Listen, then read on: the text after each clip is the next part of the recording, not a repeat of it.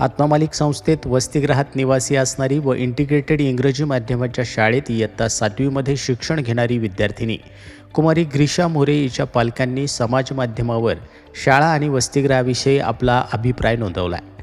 वसतिगृहातील ध्यान उपक्रमाबाबत समाज माध्यमावर आपला अभिप्राय त्यांनी कळवला असून त्यांची कन्या इयत्ता 4थीपासून आत्मामालिकमध्ये शिक्षण घेत आहे. यावेळी त्या म्हणाल्या, आत्मामालिकमध्ये शिक्षणासोबत संस्कार आणि आध्यात्मिक ध्यान हे तितकेच महत्त्वाचे आहे. कारण केवळ पुस्तकी ज्ञान माणसाला यशस्वी बनवत नाही, तर माणूस म्हणून घडवते ते संस्कार आणि अंतर्मुखता.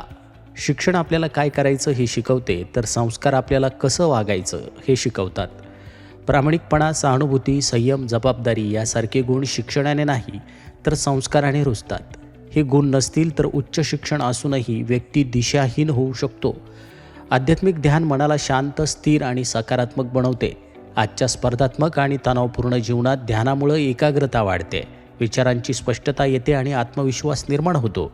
ध्यानामुळे स्वतःला ओळखण्याची, आपल्या भावना समजून घेण्याची क्षमता वाढते, जी मानसिक आरोग्यासाठी अत्यंत आवश्यक आहे.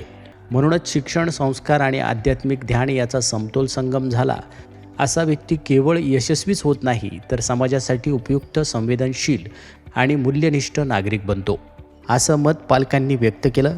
त्यांनी यावेळी आदरणीय वसतिगृह व्यवस्थापिका आदरणीय पटेल मॅडम यांचे विशेष आभार मानले. वसतिगृहामधील शिस्तीची काळजी मॅडम अगदी तंतोतंत घेतात याचा प्रत्यय त्यांना वेळोवेळी येतो.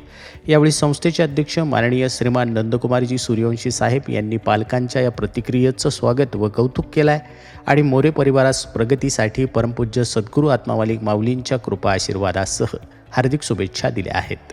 आत्मामालिक न्यूजसाठी संपादक सागर आहिरे, कोकम ठाण.